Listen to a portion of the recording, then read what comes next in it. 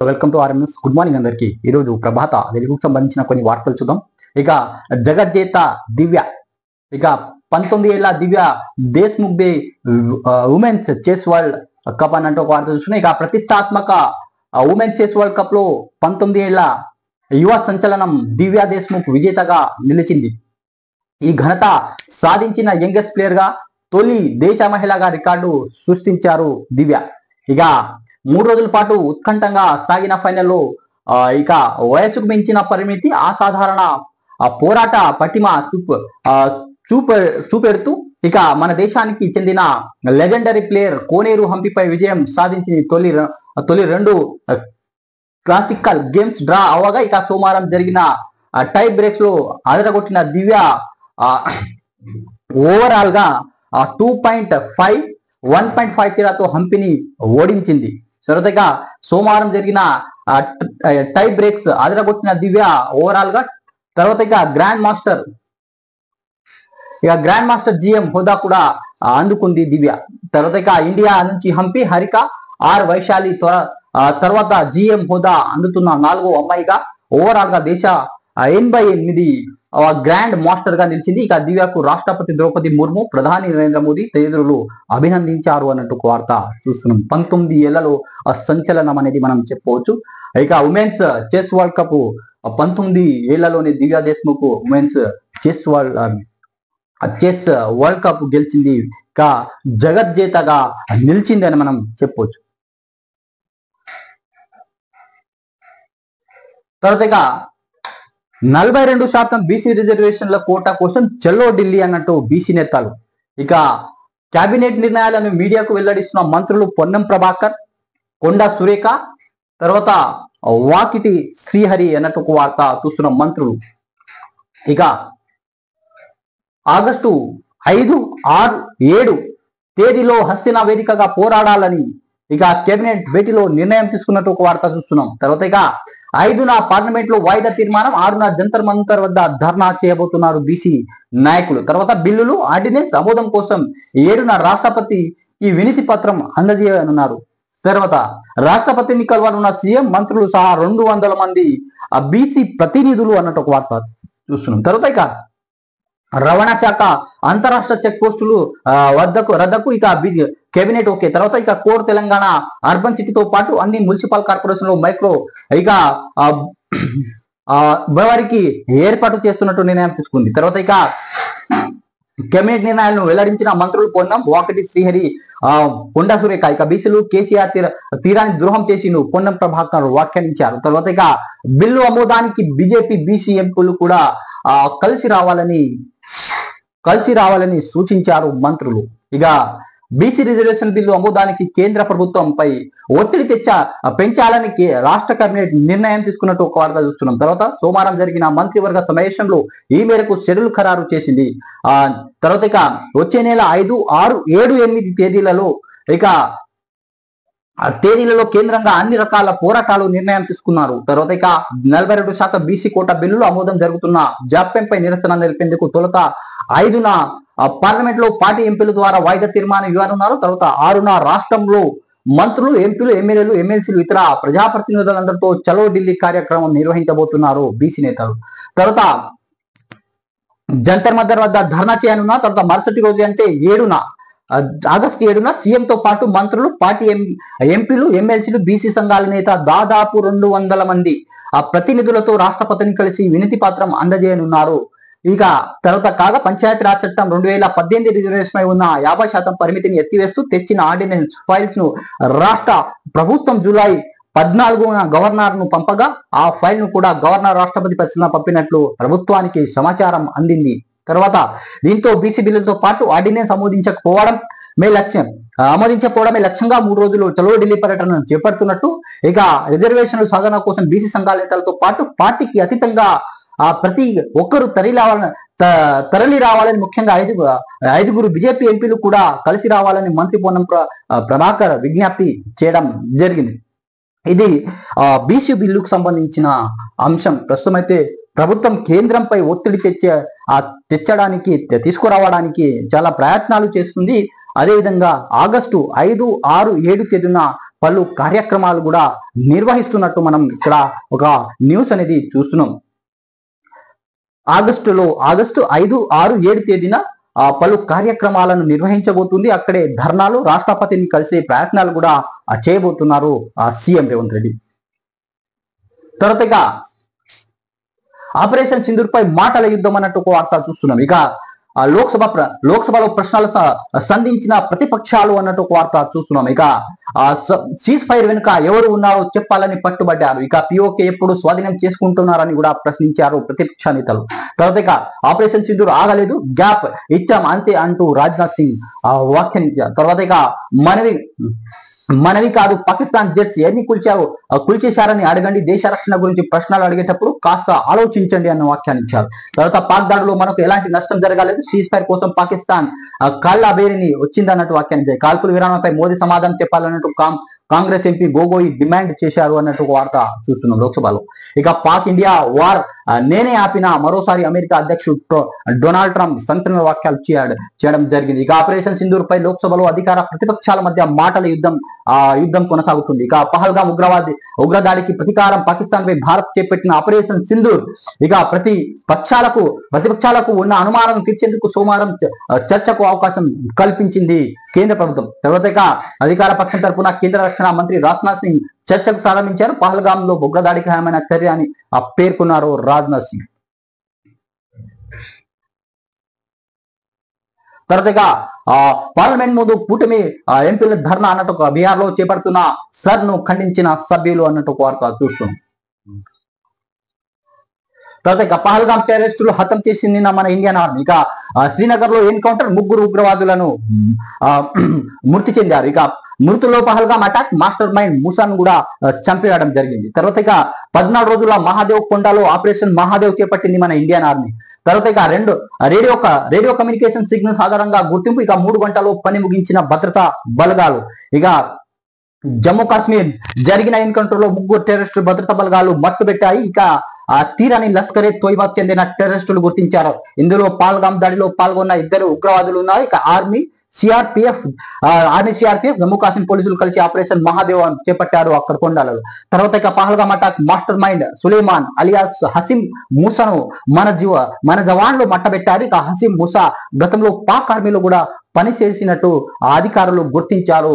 తర్వాత 3 అక్కడక్కడే కాల్చి చంపడం జరిగింది మన ఇండియన్ ఆర్మీ.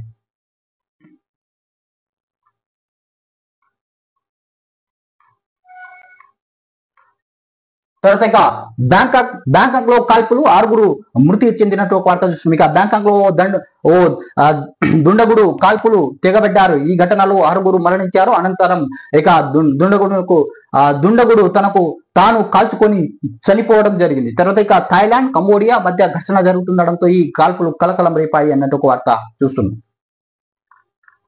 తర్వాత ఐఐటి ఖరగ్పూర్ కు ఏమైంది? సుప్రీంకోర్టు ఇక ఐఐటి ఖరగ్పూర్ తో పాటు గ్రేటర్ నోయిడాలోని శారదా యూనివర్సిటీలో విద్యార్థులు వరుస ఆత్మహత్యల ఘటనలపై సుప్రీంకోర్టు ఆందోళన వ్యక్తం చేసింది. ఈ కేసులో విచారణకు వేగవంతం చేయాలని ఆదేశించింది సుప్రీంకోర్టు. ఇది ప్రభాత వెలుగుకు సంబంధించిన కొన్ని వార్తల విశేషాలు మీరు చూసాం. సో ప్లీజ్ సబ్స్క్రైబ్ చేయండి, లైక్ చేయండి, కామెంట్ చేయండి, షేర్ చేయండి. మీరు ఏదైనా సలహాలు ఇవ్వాలనుకుంటే సలహాలు మీరు కామెంట్ రూపంలో తెలియజేయండి. Thanks for watching RM news.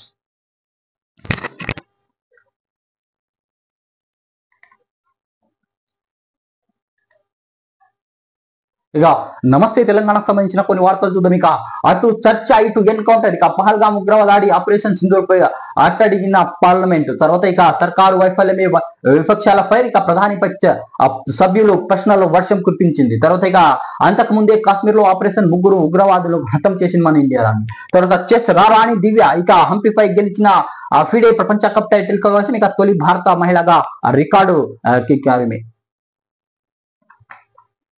తర్వాత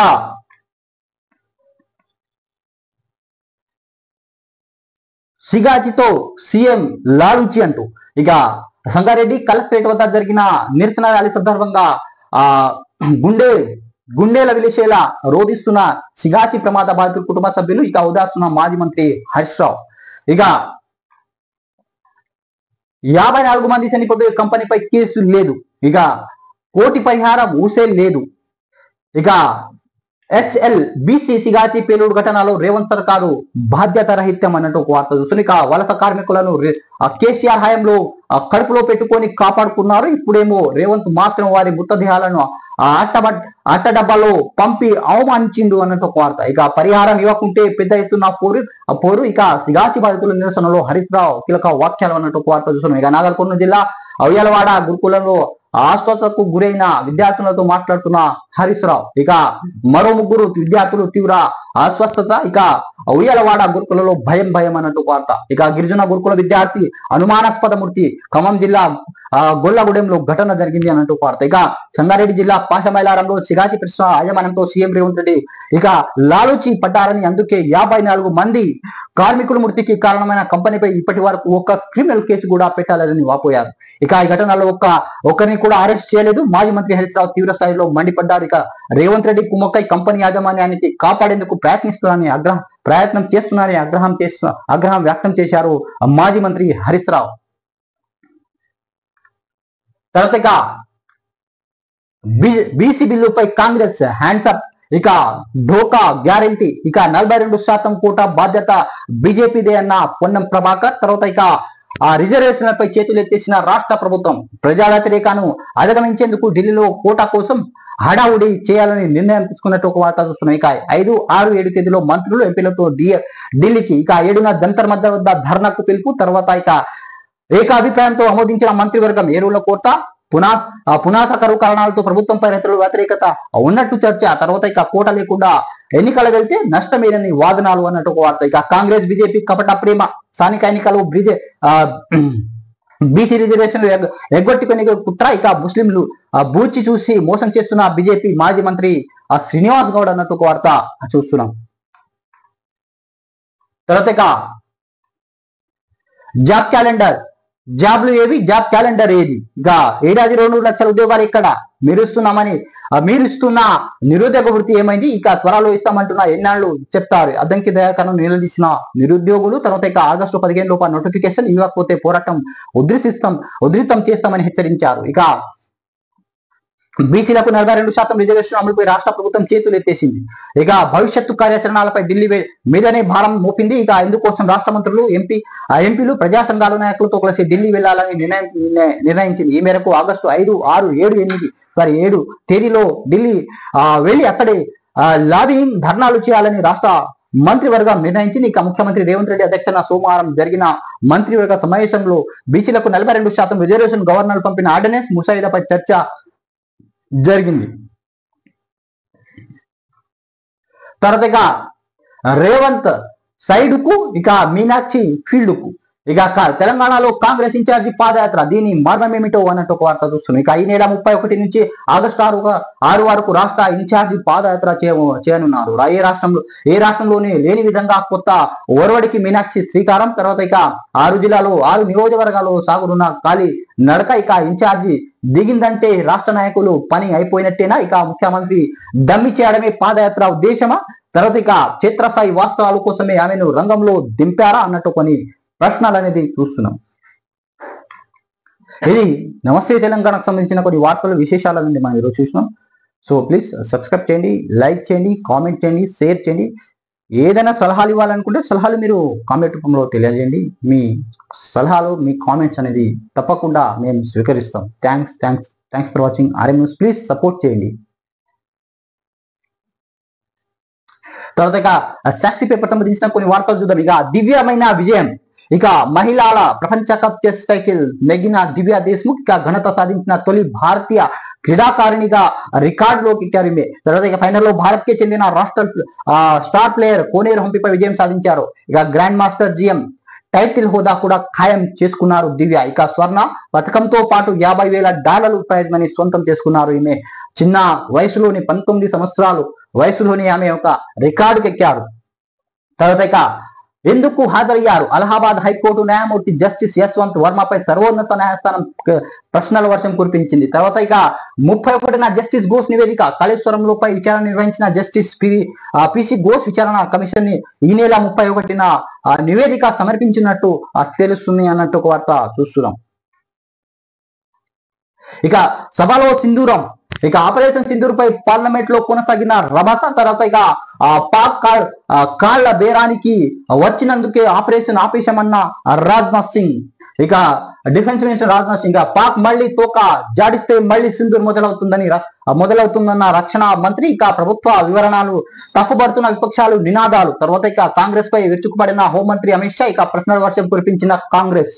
తర్వాత ఇక బీహార్ లో ఓటర్ల జాబితా సవరణపై చర్చ ఇక చేపట్టాలని రాజ్యసభలో పట్టుబడిన విపక్ష నేతలు. తర్వాత ఇక పార్లమెంట్ మకర ద్వారం ముందు ఆందోళన చేపట్టారు ప్రతిపక్షాలు అన్నట్టు వార్త చూస్తున్నాం. ఇక ఆపరేషన్ సింధూర్ పహల్గాం ఉదాంతమైపై ప్రభుత్వం వివరణ ఇచ్చే యత్నం. దానికి అడుగడుగున ఇక అడ్డు తగులుతూ విపక్షాలు నినాదాలు. సోమవారం పార్లమెంట్ ఉభయ సభలు అట్టడిగా. ఇక రక్షణ మంత్రి రాజ్నాథ్ సింగ్, విదేశాంగ మంత్రి ఎస్ జయశంకర్ లోక్సభలో ప్రభుత్వాల వాదనలు బలంగా వినిపించాయి. తర్వాత ఇక రాజ్నాథ్ సింగ్ ప్రసంగాన్ని విపక్షాల సభ్యులు అడ్డుకోవడంతో కేంద్ర హోంమంత్రి అమిత్ షా జోక్యం చేసుకొని కాంగ్రెస్ పై నిప్పులు చెరిగారు. తర్వాత ఇక దీంతో సభలో ఒక్కసారిగా వేషాలు భగ్గుమన్నాయి. ఓవైపు ఆపరేషన్ సింధూర్ పై చర్చ జరుగుతుండగానే బీహార్ ఓటర్ల జాబితా సమగ్ర సవరణపై చర్చ జరపాలంటూ విపక్షాలు డిమాండ్ చేశాయి.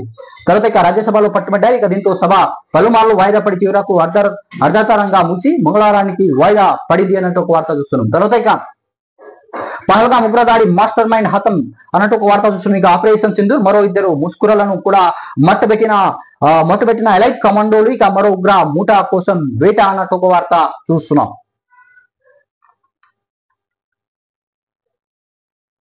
తర్వాత ఇక సోమవారం ఏఎస్జీ ఆధ్వర్యంలో గవర్నర్ జిష్ణుదేవ్ వర్మను కలిసిన కొత్త జడ్జిలు. తర్వాత ఇక నియామకమైన చలపతిరావు, రామకృష్ణారెడ్డి, మొహిదుద్దీన్, గాడి ప్రవీణ్ కుమార్ అన్నట్టు ఒక వార్త చూస్తున్నాం. ఇక హైకోర్టుకు 4 కొత్త జడ్జిలు. సుప్రీంకోర్టు కొలీజియం సిఫార్సు రాష్ట్రపతి ఆమోదం. జడ్జిలుగా మొహిదుద్దీన్, చలపతిరావు, రామకృష్ణారెడ్డి, ప్రణీత్ కుమార్. ఇక న్యాయవాదుల కోట నుంచి 4 దక్కిన అవకాశం. ఇక 30కి చేరిన న్యాయమూర్తుల సంఖ్య ఇంకా 12 ఖాళీలు అన్నట్టు ఒక వార్త చూస్తున్నాం. తర్వాత ఇక బీసీ కోటాపై ఢిల్లీకి ఇక 5-6 తేదీలో హస్తినా కేంద్రానికి కార్యాచరణ. తర్వాత ఇక 42% రిజర్వేషన్ సాధనకు కేంద్రంపై ఒత్తిడి తెచ్చేందుకు ప్రయత్నాలు. తర్వాత ఇక రాష్ట్ర మంత్రివర్గ సమావేశంలో నిర్ణయం. వివరాలు వెల్లడించిన మంత్రి పొన్నం ప్రభాకర్ అన్నట్టు ఒక వార్త. ఇక 5న పార్లమెంటు కాంగ్రెస్ పార్టీ ఎంపీల ద్వారా వాయిదా తీర్మానం. 6న మంత్రులు, ఎంపీలు, ఎమ్మెల్యేలు, ఎమ్మెల్సీలు చలో ఢిల్లీ జంతర్ మంతర్ వద్ద ధర్నాలు చేపట్టనున్నారు. తర్వాత 7న రాష్ట్రపతితో భేటీ. బీసీ రిజర్వేషన్ పెంపు బిల్లు ఆమోదానికి విజ్ఞప్తి చేయనున్నారు. ఇక ఎట్టి పరిస్థితుల్లో ముందుకే స్థానిక సంస్థలో బీసీ రిజర్వేషన్ పెంపుపై కేబినెట్ విస్తృత చర్చ. ఆగస్టు 7న వరకు పోరాటం, ఆ తర్వాత నిర్ణయం తీసుకోవాలని అభిప్రాయం. ఇక పట్టణ గృహ నిర్మాణ పాలసీపై కూడా చర్చ. నల్గొండ జిల్లా సాగునీటి ప్రాజెక్టులు సవరించిన అంచనాలకు ఆమోదం అన్నట్టు ఒక వార్త చూస్తున్నాం. ఇది సాక్షి పేపర్ సంబంధించిన కొన్ని వార్తలు విశేషాల నుంచి మనం మీరు చూస్తున్నాం. సో ప్లీజ్ సబ్స్క్రైబ్ చేయండి, లైక్ చేయండి, కామెంట్ చేయండి, షేర్ చేయండి. ఏదైనా మీరు కామెంట్ అంటే మీరు ఏదైనా సలహాలు ఇవ్వాలనుకుంటే ఈ ఛానల్కి ప్లీజ్ కామెంట్ ద్వారా తెలియజేయండి. సో ప్లీజ్ సపోర్ట్ చేయండి. Thanks for watching RM news.